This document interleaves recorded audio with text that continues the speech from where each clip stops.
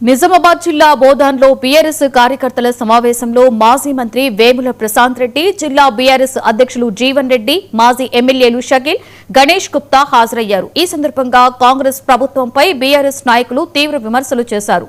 బోధాన్ అభివృద్ధిని కాంగ్రెస్ అడ్డుకుంటుందని వేముల ప్రశాంత్ రెడ్డి మండిపడ్డారు. రానున్న మున్సిపల్ ఎన్నికల్లో బోధాన్లో బీఆర్ఎస్ జెండా ఎగరడం ఖాయమని ధీమా వ్యక్తం చేశారు.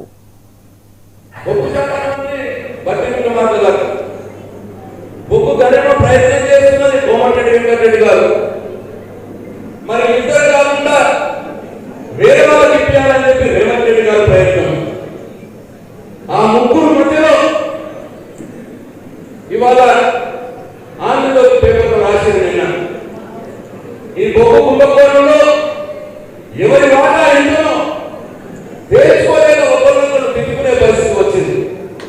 అంటే దోచుకోవడంలో మంత్రులు వాటాలు లేక, ఎవరికెంతనో లేక, పంచాయతీ లేక ఇవాళ రోజు ఒకరినొకరు మంత్రులు తిట్టుకునే పరిస్థితి ఇవాళ తెలంగాణ రాష్ట్రంలో ఉండలే అని చెప్పి మీ అందరికీ నేను మనం వేస్తా ఉన్నాను. ముఖ్యమంత్రి స్థాయి నుంచి కింద కాంగ్రెస్ పార్టీ చిన్న కార్యకర్త స్థాయి మట్టుకు అవినీతిని దోచుకోవడం తప్పిస్తే ఈ రెండేళ్లలో ప్రజలకు ఒరిగింది ఏమీ